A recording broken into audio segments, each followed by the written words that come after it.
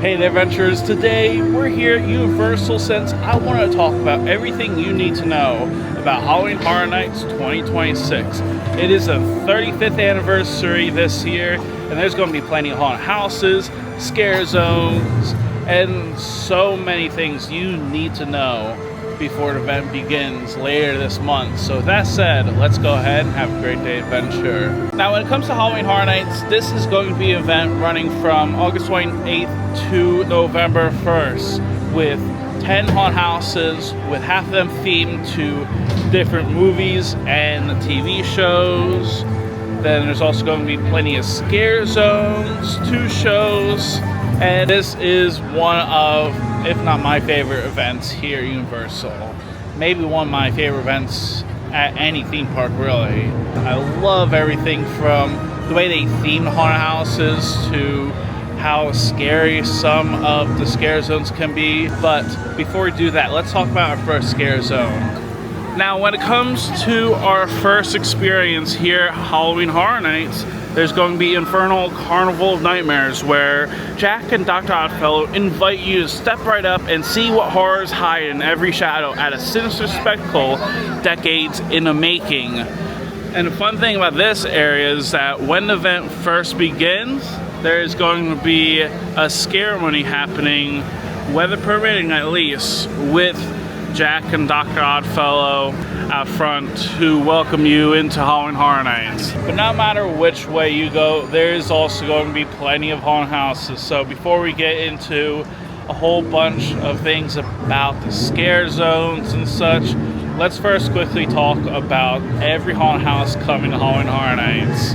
Now first is going to be Ozzy Osbourne, Prince of Darkness, where you're now in Ozzy's world. Bow at the throne of the Prince of Darkness in this haunted house inspired by the twisted mind of one of rock and roll's greatest legends. There's also Evil Dead Burn, based on the movie. An infernal force has taken hold of a family home, and it's hungry for its next victim. Dodge possessed deadites hell-bent on bloodshed encounter not just the root of evil, but the whole family tree. There's also going to be Hellraiser, where in this haunted house based on the original Hellraiser trilogy, enter into a realm of pure pain, where Pinhead and his tormented Cenobites derive their hellish pleasure. There's also going to be Stranger Things 5, which could possibly be the most popular house this year, so I'll get into how you can wait less later on. But this is going to be based on the final season, where you join Hawkins' gang for one last adventure, try to survive an army of demodogs, face the Mind Flayer, and defeat Vecna once and for all in this haunted house. There's also going to be Sinners, based on the Oscar-winning original film from Ryan Coogler, as it is opening night at the Smokestack Twins juke joint, but the blues become red when a hive mind of bloodthirsty vampires crashes the party in this haunted house. But beyond those 5 IP houses, there's also 5 original haunted houses. And this year is the 35th anniversary, where they usually do an anniversary house every 5 years. First is going to be Jack and Oddfellow Chaos and Control, as you discover the unholy origins of Jack the Clown and enter Dr. Oddfellow's universe as the 2 pit chaos versus control in this showdown decades in the making. There's also going to be 4 haunted houses that are original, like Cybergoria, where you awaken thousands of years in the future in this haunted house and brave a cold world driven by machines with a singular goal to make you live forever even if it kills you. There's also Invasion Alien Abduction, where you make contact with horrors from worlds unknown, where a ship full of grays have torn apart a remote homestead in search of fresh test subjects. Then there's also the 9th haunted house, which is Madlands, Caged Cannibals. The animals might be gone, but animalistic violence is inescapable. Try to survive a defunct zoo that has become the deadly domain of warring cannibal factions. And last but not least is going to be HR Blood and Guts presents a Halloween Frightacular, where your favorite maitre d', the macabre, returns to WKNB with a special Halloween Scare-a-thon. Tune in to this haunted house complete with ghouls, gore, and all the frights that keeps you coming back for more. And I'm not gonna lie, I am very excited for all these haunted houses. Now, when it comes to Halloween Horror Nights, there's also going to be tons of food booths throughout the event with specialty food items themed to some houses, scare zones, you name it. And what's going to be really cool is that some of these booths are going to be themed after certain haunted houses, so it'll be pretty interesting, to say the least. But when it comes to Halloween Horror Nights, there's going to be a downtown clown town featuring Art Clown and Killer Clowns from Outer Space, where the city that never sleeps becomes a waking nightmare when its boroughs are overrun by murderous clownsfolk who can't wait to tear you limb from limb. As this is going to be a pretty interesting area, to say the least, with all sorts of decorations and theming, with this now themed to clowns, which will be very interesting for some people. What's really cool about this whole land is that there's also going to be a new tribute store here for Halloween Horror Nights, where it's actually going to be themed inside Sideshow Obscura, a haunting traveling sideshow that has mysteriously returned to town. From the ticket entrance, through eerie oddities, creatures, backstage spaces, and a chilling midway, the immersive store reveals that this once forgotten show still has dark secrets to uncover. And as we can see, there is plenty of theming here, like the stage here, along with ticket booth, then it's very creepy clown. Of course, there is plenty of theming here for downtown clown town here, as we can see is 2 tents, as it will be very exciting to see this.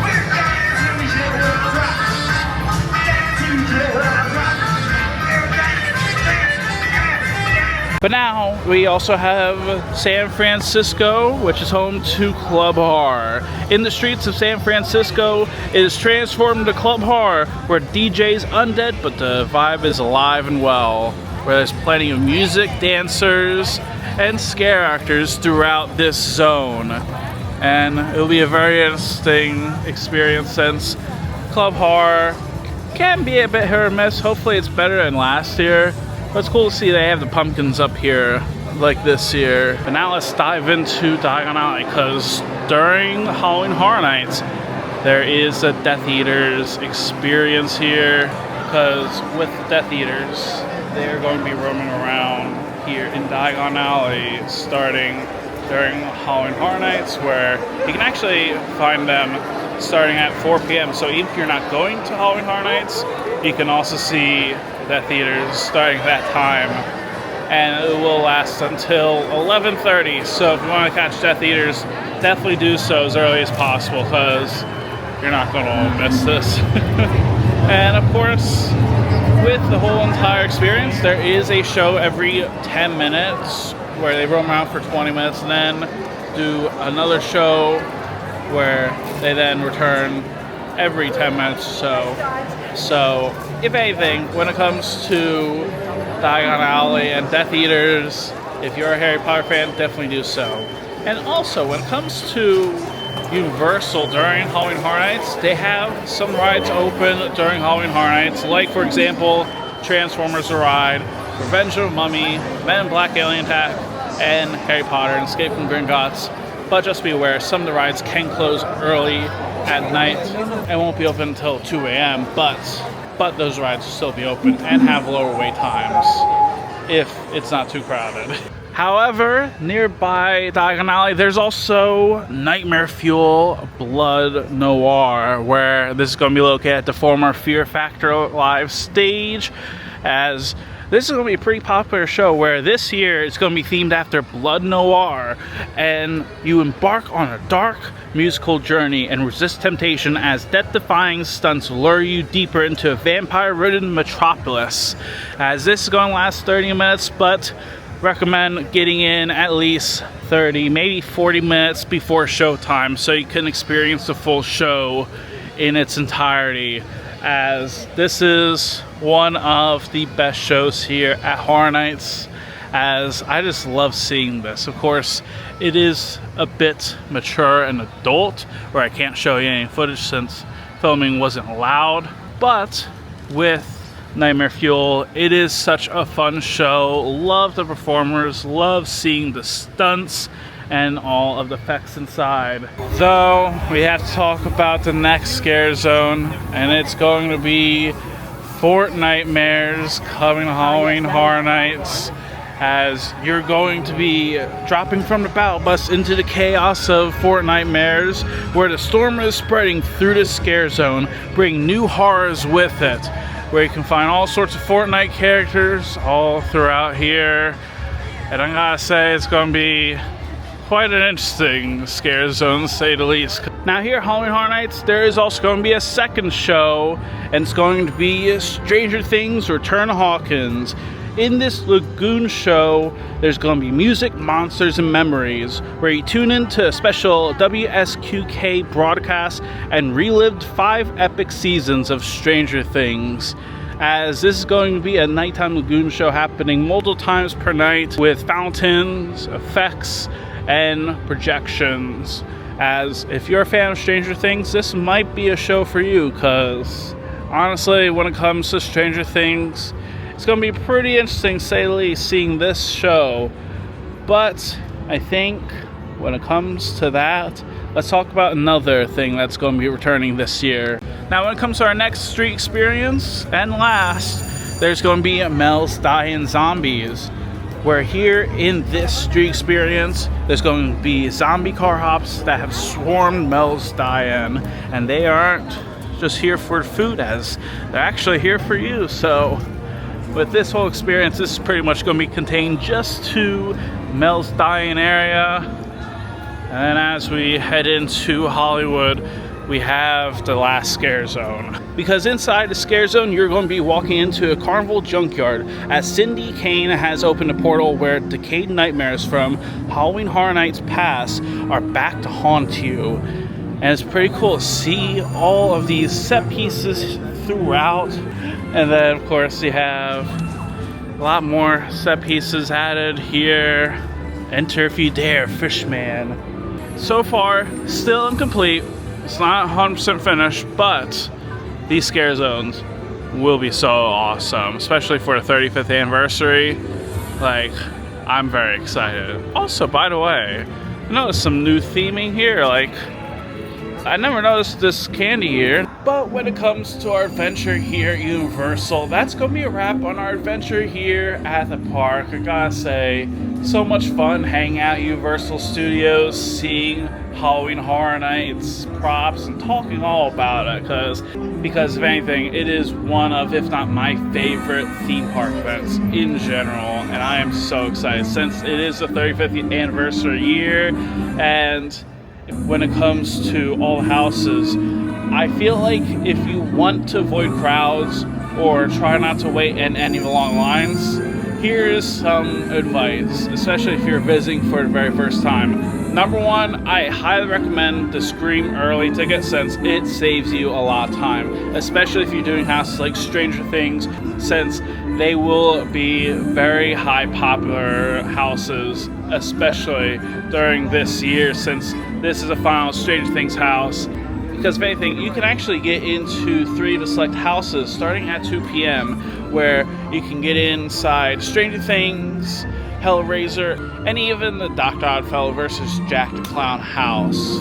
Of course, is it going to be perfect? No. It is still going to be a bit of a line before getting in, but at least with this, you are much more secure getting it in as many houses as possible. Besides, of course, getting the Express Pass or doing the RIP tour, which I think is now sold out. So, unfortunately, RIP tour is off the limits for me. And of course, when it comes to Universal as well, if you're planning on visiting Halloween Horror Nights, and if you want to know which days to visit, definitely tend to go on the weekdays rather than the weekends, since it usually gets busy, especially if it is a holiday weekend like Labor Day or Columbus Day. Those 2 holidays are usually packed. And even though there is going to be a second show along with some other experiences, I guarantee you the houses are going to be insane, especially this year with the lineup too. But I think with that said now, adventurers, that's it for our day here. It's getting pretty hot, so let me know in comments down below what haunted houses are you most excited for. I would love to hear it in the comments down below. But until next time, adventurers, thank you very much for watching. I hope you have a great day.